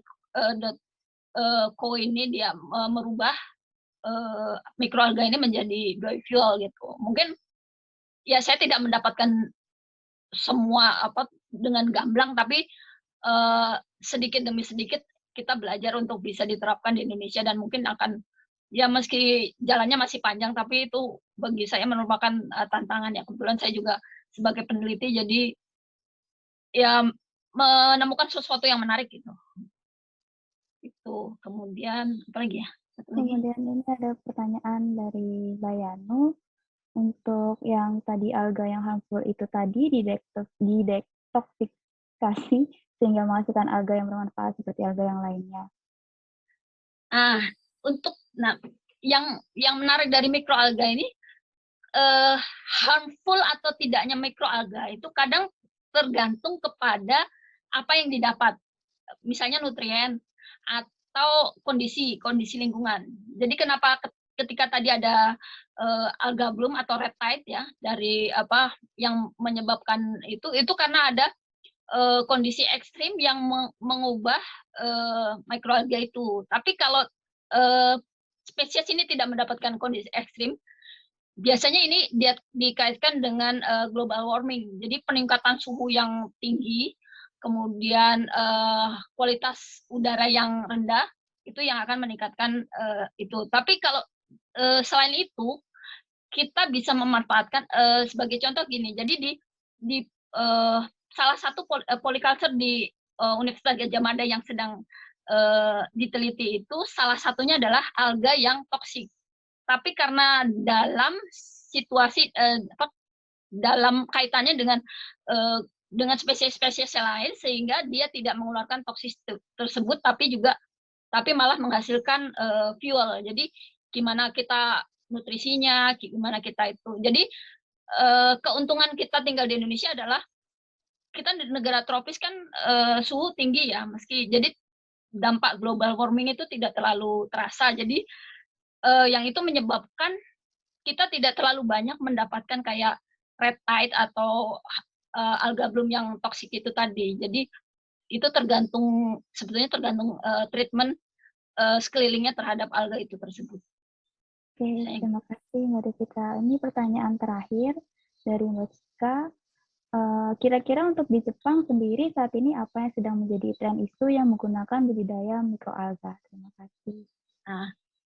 Nah, kalau di Indonesia itu masalahnya adalah di ekstraksi, tapi kita punya tempat yang banyak, jadi kita bisa budidaya tidak perlu fotobioreaktor, tapi di kolam-kolam gitu bisa. Kalau di Jepang itu adalah tempat lokasi pembiakan. Jadi mereka mengembangkan tidak hanya fotobioreaktor itu kan di kolam-kolam ya, tapi mereka sedang mengembangkan mikroalga dalam bentuk lapisan. Jadi airnya tuh kayak dilapisi, jadi kayak ada lapisan membran terus dilapisi air dan alganya hidup seperti itu. Jadi tantangannya buat di Jepang itu masalah kultivasi atau pengembangan biakan mikroalganya. Jadi gimana menghasilkan mikroalga ibaratnya dari satu lab itu bisa setara dengan 1 hektar lahan pertanian di Indonesia, seperti itu. Oke, terima kasih Mbak Desika. Semoga yang disampaikan Mbak Desika tadi sudah menjawab pertanyaan-pertanyaan dari sister-sister sekalian. Materinya sangat bermanfaat sekali ya, membuka wawasan, jadi tahu ilmu baru, sangat menarik. Tapi karena waktu, jadi kita akhiri untuk sesi materi yang kali ini. Terima kasih Mbak Desika atas materinya. Ya, mungkin nanti kalau ada pertanyaan atau ada yang tertarik bisa menghubungi saya di email atau di WhatsApp juga bisa. Akan ya kita bisa diskusi lebih lanjut. Terima kasih juga semuanya. Assalamualaikum warahmatullahi wabarakatuh. Waalaikumsalam warahmatullahi wabarakatuh. Sekali lagi saya mengucapkan juga terima kasih kepada Mbak Ades dan Mbak Desika yang tadi sudah menyampaikan materi yang sangat bermanfaat sekali. Kemudian acara selanjutnya langsung saja adalah pembacaan doa oleh Mbak Arifah. Untuk Mbak Arifah, apakah sudah? Ya. Oke. Untuk Mbak Arifah. Terima kasih, Mbak. Ya, Assalamualaikum warahmatullahi wabarakatuh. Mari kita mulai doa pada kesempatan kali ini dengan membaca Al-Fatihah bersama-sama. A'udzubillahi minasyaitonirrajim. Bismillahirrahmanirrahim. Alhamdulillahirabbil alamin. Arrahmanirrahim. Maliki yaumiddin. Iyyaka na'budu wa iyyaka nasta'in. Ihdinas siratal mustaqim. Siratal ladzina ghairil maghdubi 'alaihim waladdallin. A'udzubillahi minasyaitonirrajim. Bismillahirrahmanirrahim. Alhamdulillahirabbil alamin. Hamdan yuwafi ni'amahu wa yukafi'u mazidah. Ya Rabbana lakal hamdu kama yang baghi li jalali wajhikal karim wa 'azimi sultanik. Allahumma sholli wa sallim ala sayyidina Muhammad wa ala alihi wa sahbihi ajmain. Allahumma ighfir lana dzunubana wa li walidayna wa li masyayikhina wa li jami'il muslimina wal muslimat wal mu'minina wal mu'minat al ahya'i minhum wal amwat. Ya Allah, ampunilah dosa kami, kedua orang tua kami, guru-guru kami, segenap orang Islam, dan orang yang beriman, yang hidup maupun yang sudah meninggal. Allahumma inna nas'aluka salamatan fiddin, wa dunya wal akhirah, wa afiatan fil jasadi, wa ziyadatan fil ilmi, wa barakatan fil rizqi, wa taubatan qoblal maut, wa rahmatan indal maut, wa maghfiratan ba'dal maut. Ya Allah, kami mohon kepadamu, berikanlah keselamatan kepada kami dalam memperjuangkan agamamu di dunia maupun di akhirat kelak. Karuniakanlah kami jasmani yang sehat, ilmu yang meningkat, dan rizki yang membawa berkah. Terimalah taubat kami sebelum ajal menjemput. Limpahkanlah rahmat di saat kami dalam genggaman maut. Ampunilah kami setelah maut menjemput. Hindarkanlah kami dari kobaran azab neraka. Maafkanlah kami di saat kami menjalani hisab. Semata-mata karena kasih-Mu ya Allah, Tuhan Maha Pengasih. Rabbana hab lana min azwajina wa dzurriyyatina qurrata a'yun waj'alna lil muttaqina imama. Rabbana awzi'na an ashkura ni'mataka allati an'amta alaina wa ala walidaina wa an na'mala salihan taradahu wa adkhilna birahmatika fi ibadika sholihin. Ya Tuhan kami, jadikanlah keluarga dan keturunan kami sebagai penyejuk mata kami, dan jadikan pula kami menjadi pemimpin bagi orang-orang yang bertakwa. Ya Tuhan kami, tunjukilah kami agar selalu mensyukuri nikmat yang telah Engkau limpahkan kepada kami dan kepada kedua orang tua kami. Tunjukkanlah pula kami agar selalu berbuat kebajikan yang Engkau ridhoi. Masukkanlah kami ke dalam golongan hamba-Mu yang soleh. Rabbana la tu'akhidna in nasina wa ata'na. Rabbana wa la tahmil alaina isran kama hamaltahu 'alal ladzina min qablina. Rabbana wa la tuhammilna ma la taqata lana bih. Wa'fu 'anna waghfir lana warhamna anta maulana fansurna 'alal qaumil kafirin. Ya Tuhan kami, janganlah Engkau menyiksa kami di saat kami lalai atau berbuat kesalahan. Jangan bebani kami dengan beban yang berat, sebagaimana Engkau membebani orang-orang sebelum kami. Jangan bebani kami beban yang kami tidak mampu memikulnya. Ampunilah kami dan kasihinilah kami. Engkau penolong kami, karena itu tolonglah kami mengalahkan orang-orang yang mengingkarimu. Rabbana zalamna anfusana wa illam taghfir lana wa tarhamna lanakunanna minal khasirin. Rabbana taqabbal minna innaka antas samiul alim. Wa tub alaina innaka antat tawwabur rahim. Ya Tuhan kami telah berbuat aniaya terhadap diri kami. Jika Engkau tidak mengampuni kami dan tidak mengasihani kami, niscaya kami termasuk orang yang merugi. Ya Tuhan kami, terimalah doa kami, karena Engkaulah yang maha mendengar dan maha mengetahui. Terimalah taubat kami, karena Engkaulah yang maha menerima taubat dan maha penyayang. Rabbana atina fid dunya hasanah wa fil akhirati hasanah wa qina adzabannar. Ya Tuhan kami, karuniakanlah kami kebahagiaan di dunia dan di akhirat kelak. Hindarkanlah kami dari azab api neraka.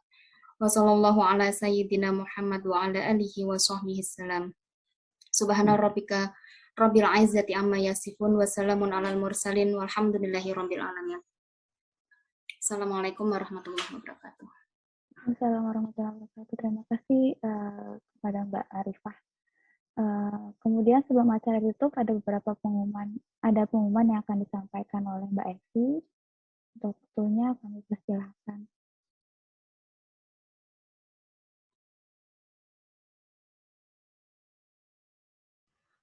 Assalamualaikum warahmatullahi wabarakatuh. Suara saya terdengar? Iya, terdengar, Mbak.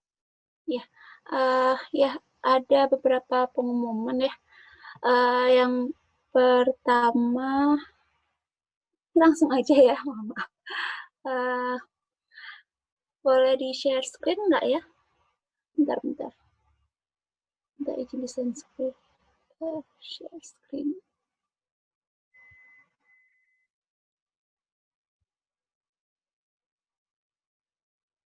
Sudah ya? Viewers. Oke.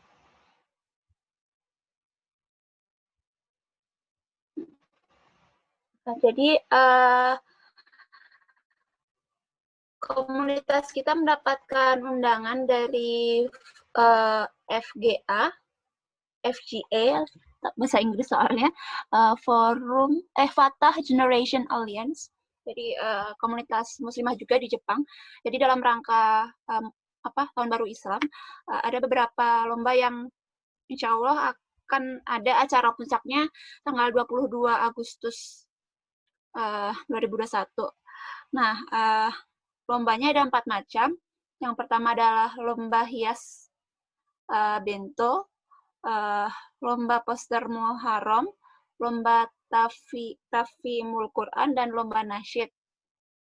Jadi ini untuk lomba hias bento dan lomba poster Muharram ini bisa individu atau perseorangan, sedangkan untuk lomba tafhimul Quran atau lomba nasyid ini ada sistemnya grup gitu. Jadi bagi yang tertarik silahkan hubungi saya, atau kalau sistemnya bisa seperti itu, atau nanti tim pengurus bisa berdiskusi dan mungkin mengajak mbak-mbak sekalian untuk berpartisipasi seperti itu. Itu pengumuman yang pertama. Lalu untuk pengumuman yang kedua ada, mohon maaf saya belum download itunya, gambarnya, tapi ada 2 pengumuman yang ingin saya sampaikan, yaitu pengumuman untuk infak.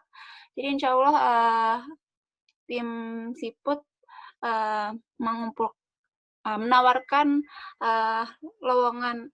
peluang kebaikan berupa infak ke organisasi Siput. Jadi insya Allah nanti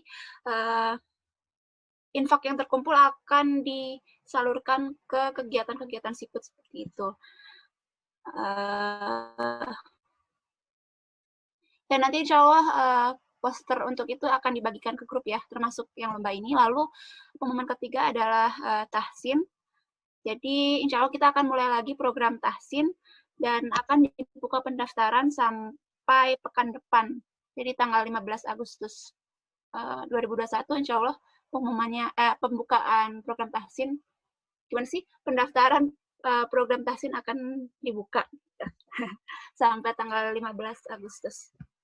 Jadi ditunggu pendaftarannya. Insya Allah info detailnya akan ada di grup Siput maupun di grup Pasar Ibu-Ibu Sekuba.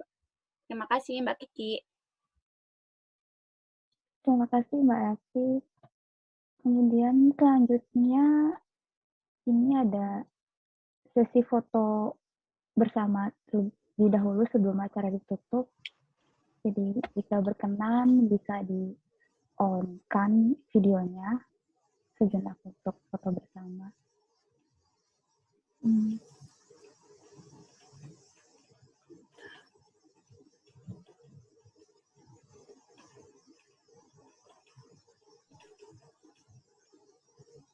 Pas sudah siap,